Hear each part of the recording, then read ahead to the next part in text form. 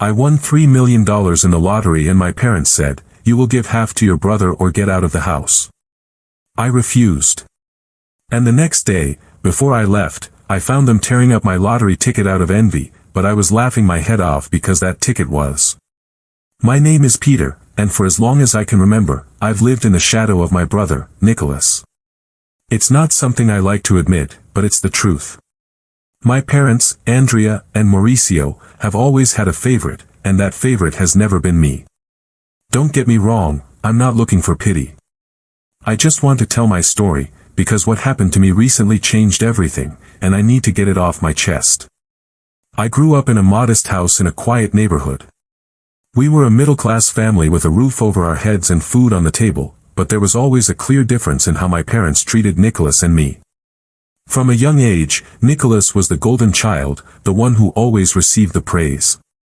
If he got a good grade, my mother would hang his report card on the fridge as if it were a work of art. If I got an equal or better grade, I'd barely get a "well done" and a change of subject. If Nicholas wanted a new toy, my parents would go out of their way to get it for him. If I asked for something, they told me it wasn't in the budget or that I had to learn to earn it. It wasn't just about material things.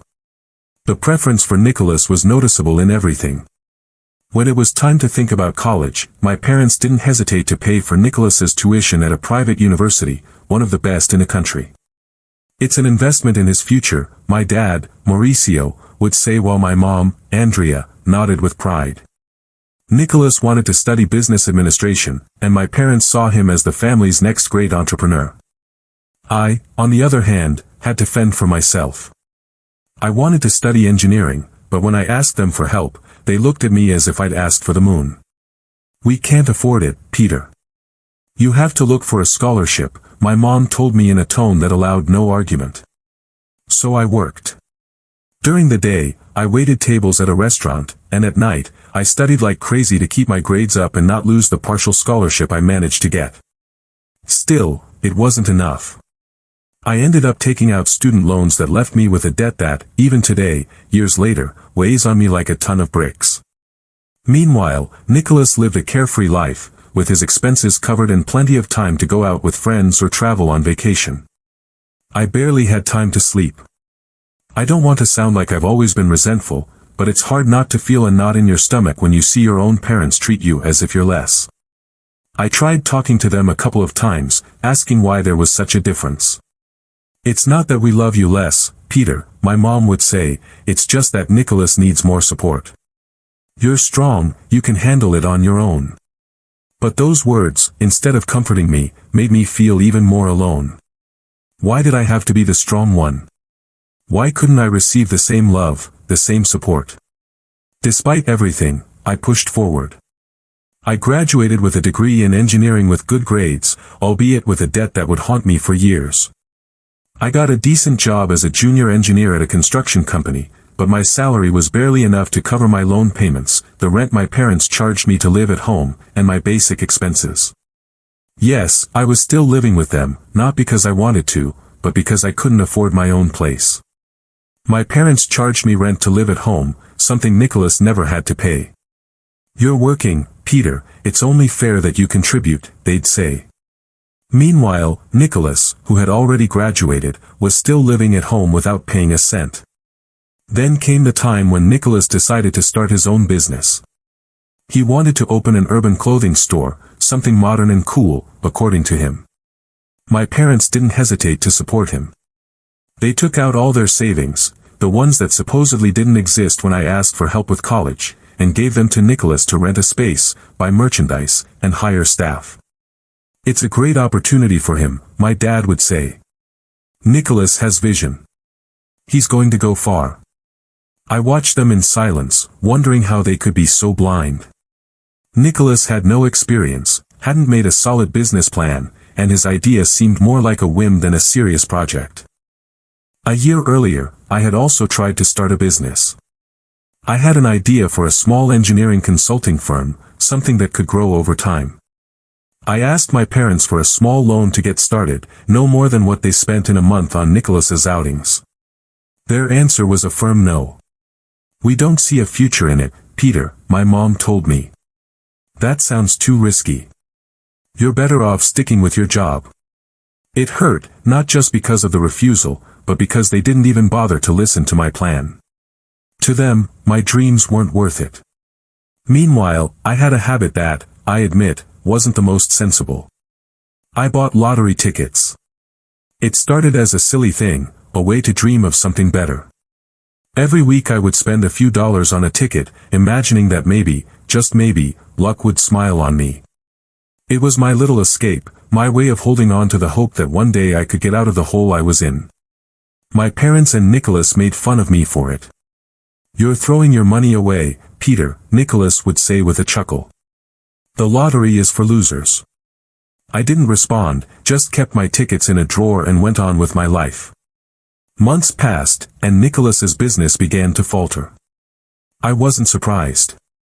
I had seen how he handled things, spending more than he earned, hiring friends who knew nothing about business, and making impulsive decisions. Soon, the debts piled up, and my parents, who had invested everything in him, started to worry. I, meanwhile, kept working, paying my student debt and the rent for the house, without anyone asking me how I was or if I needed anything. Until one day, everything changed. It was a Friday night. As always, I stopped by the corner store and bought a lottery ticket. I didn't have high expectations, but I liked to check the numbers, imagining that maybe for once, life would give me a chance. That night, sitting in my room, I turned on the TV and watched the live drawing. The numbers started coming out one by one, and something inside me stopped. 7, 14, 23, 42, the same numbers I had on my ticket. At first, I thought I was dreaming. I checked the ticket over and over, carefully comparing each number. There was no mistake. I had won $3 million. I didn't scream, I didn't jump, I didn't do anything. I just sat on my bed staring at the ticket, feeling a mix of disbelief and euphoria. For the first time in my life, I felt like I was in control, but I also knew I couldn't tell anyone. Not yet. My parents and Nicholas were not trustworthy, and I didn't want them to find out until the money was safely in my account. The next day, I went to the lottery office to validate my ticket. It was all real. The employees congratulated me. They explained that the payment would take between 15 and 30 days to reach my bank account and gave me one of those giant symbolic checks they use for photos. It was huge, with my name and the amount of $3 million written in large letters. We did a photo shoot, I smiled for the cameras, and I went home with the check under my arm, still processing what was happening. When I got home, my parents and Nicholas were in the living room. Seeing me with the giant check, their eyes widened like saucers. "What is that, Peter?" my mom asked with a mix of curiosity and suspicion. I took a second before answering, knowing that what I would say would change everything. "I won the lottery," I said, trying to stay calm. $3 million. The silence that followed was deafening. Then, Nicholas let out a nervous laugh. "You, seriously, Peter?" My parents didn't laugh. They looked at me as if I had just confessed a crime. "It's true," I said, holding up the symbolic check. And then all hell broke loose. My mom was the first to speak. "Peter, this is a blessing for the family. You have to share it with us. Nicholas needs that money. His business is in trouble. He has debts to pay. If you give him half, he can save it and get ahead." I stared at her, incredulous. Half. After everything they had done, or rather, not done for me. Nicholas nodded as if it were the most logical thing in the world. "Yeah, Peter, it's only fair. We're family. You can't keep all that for yourself." I felt a laugh rise in my throat, but I held it back. "Fair," I said, looking at the three of them. "Since when do you care about what's fair? You never supported me in anything. You didn't pay for my college, you let me go into debt up to my neck. You didn't give me a cent for my business idea, but you gave Nicholas everything he asked for. And now that I win something on my own, you want half. No, I'm not giving you anything." The atmosphere grew tense. My dad, who had been quiet until then, took a step forward. "Peter, don't be selfish. If you don't give half to your brother, you're getting out of this house. We don't want ungrateful people here. I don't know where I found the composure, but I did. Perfect, I said. I'm leaving. And don't worry, I don't plan on speaking to you again. You never supported me, never believed in me. Now that I have something, suddenly I'm part of the family. No, thanks. The argument that followed was a whirlwind. I threw everything in their faces. How they paid for Nicholas's university while I worked endless shifts, how they gave him all their savings for a business that was now failing, how they charged me rent while Nicholas lived for free. It was always him, wasn't it? I shouted at them. It was always Nicholas who was important, the one who was worth it. I was just the one who had to be strong, the one who had to manage on his own. Well, now I have, and I'm not sharing it with you. My mom tried to interrupt, saying I was exaggerating, that they just wanted what was best for everyone. Nicholas, for his part, called me envious. He said I had always been jealous of him. I didn't answer. It wasn't worth it. I went up to my room, left the symbolic check on my desk, and locked myself in to plan my exit. I wasn't going to stay another day in that house. I woke up early, determined to start looking for a place. Before going down to the kitchen, I realized the check wasn't on my desk. I went downstairs, but when I reached the living room, I stopped dead in my tracks. There were my parents and Nicholas, sitting around the dining room table with the symbolic check in the middle. It wasn't whole, it was destroyed. The pieces of cardboard were scattered across the table, some torn into strips, others crumpled. My mom held a piece in her hand, and Nicholas had a pair of scissors. My dad, with a hard expression, looked at me as if to challenge me. For a second, I felt a pang of panic. What had they done? My parents and Nicholas looked at me and said, "We warned you, Peter. Since you didn't want to share, we decided to rip up your check. Now you have nothing. What are you going to do without your little money?" Out of envy, Nicholas blurted out, brandishing the scissors like a trophy. And then, I don't know how, a laugh started to build in my chest. I tried to contain it, but I couldn't. I started laughing my head off, so hard I almost ran out of breath. My parents and Nicholas looked at me as if I had gone mad. "What are you laughing at?" my dad growled, clearly annoyed. "Do you think this is funny?" My laughter grew louder. I couldn't stop. Tears were streaming down my face, and I had to lean against the wall to keep from falling. Nicholas's face went from arrogance to confusion, and my parents looked at each other as if they didn't understand what was happening. "Why are you laughing?" my mom screamed, throwing down the piece of cardboard she was holding. "We just destroyed your prize. Don't you get it? You're not going to collect anything." I wiped away my tears and tried to calm down, though my body was still shaking with laughter. "That check," I said, pointing to the pieces on the table. "That check is worthless. It's a symbolic check, a piece of cardboard they gave me for the photos. The real money is being processed and will be in my account in less than 15 days. Did you really think you could ruin me by tearing up a piece of paper?" The silence that followed was glorious. The three of them turned pale as if all the blood had been drained from their bodies. Nicholas dropped the scissors, and my dad opened his mouth, but no words came out. My mom was the first to react, though her voice trembled. "Peter, that was a joke. We didn't mean it. We just wanted to teach you a lesson." "A lesson?" After everything they had done to me, my laughter stopped, and I felt a wave of rage rise in my chest. "A lesson?" I said, taking a step toward them. "What kind of lesson? That I've never been anything to you? That all that matters is Nicholas and his damn business that's good for nothing?" "No, Mom, this wasn't a joke. This was pure venom, pure spite. But you know what? I don't care. I'm leaving this house, and I'm not looking back."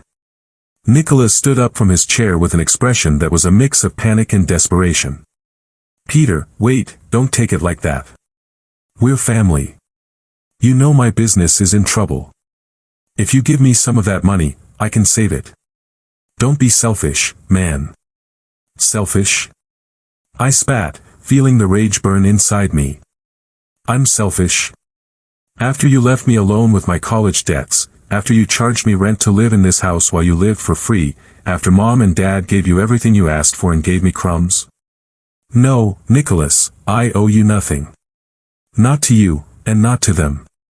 My dad tried to intervene with that authoritarian tone he used when he wanted to impose his will.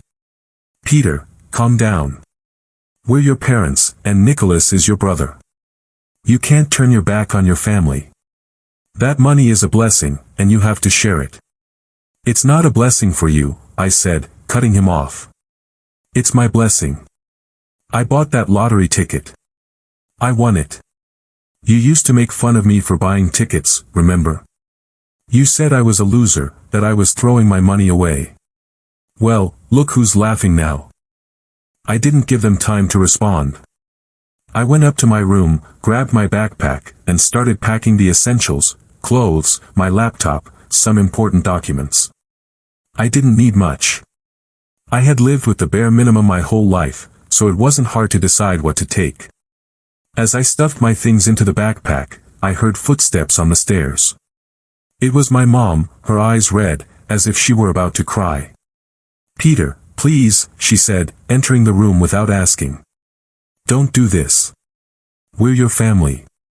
You can't just leave like this. Let's talk, we can fix this. There's nothing to fix, I replied without looking at her. You made it clear who you are. It was always Nicholas, always. When I needed help with college, you turned your backs on me. When I wanted to start a business, you told me it wasn't worth it. But now that I have money, suddenly I'm important. No, Mom, it's over. I left the room, went down the stairs, and walked through the living room without looking at Nicholas or my dad. I heard my mom shouting at me from upstairs, saying I was ungrateful, that I couldn't treat them like this. Nicholas also shouted something, but I didn't stop to listen. I opened the front door and walked out, feeling the fresh air on my face. For the first time in a long time, I felt like I could breathe. The days passed, and the wait for the lottery money felt eternal. Every morning I checked my bank account, hoping to see the deposit. In the meantime, I settled into my new home. I bought a mattress, a small table, and some basic things. I didn't need more. For the first time, I felt I had a space that was mine, where no one could tell me what to do or how to live. And then one day, an email arrived from the lottery, confirming that the deposit had been processed. I checked my account, and there it was. A number with more zeros than I had ever seen. I stared at the screen, feeling a mix of relief and excitement. I had done it. I was free. The first thing I did was pay off my student debt. Seeing that balance at zero was like lifting a mountain off my shoulders. Then I bought a few things I had always wanted. A good TV, a comfortable sofa, a new laptop.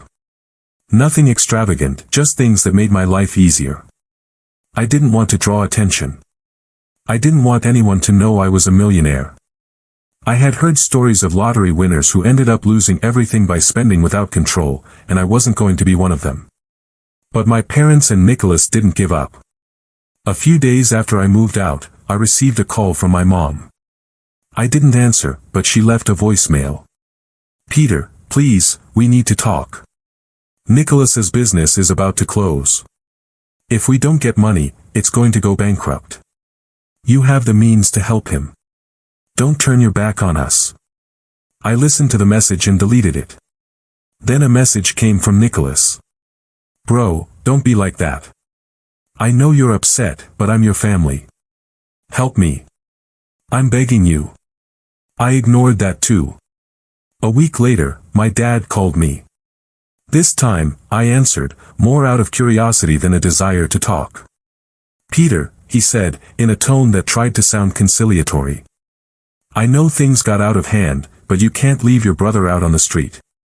His business is all he has. If you don't help him, he's going to lose everything. And what about me, Dad? I replied. What about everything I lost because of you? The years I worked to exhaustion, the times you humiliated me, made me feel less. No, Dad. Nicholas had his chance and he blew it. Now it's his turn to face the consequences. "You're ungrateful," he shouted before hanging up. I wasn't surprised. It was the same old story. If I didn't do what they wanted, I was the bad guy. But this time, I didn't care. I was done seeking their approval. I decided to cut contact with them. I blocked their numbers and deleted their messages. It wasn't easy. A part of me still felt the weight of the guilt they tried to place on me, but I remembered their words, their actions, and I knew I was doing the right thing. I owed them nothing. Today, I walk around my apartment, look out the window, and feel something new. Freedom. It's not just the money, it's knowing that I don't need their approval, that I am enough. The rage I felt has turned into peace. They bet on Nicholas and lost. I bet on myself and won.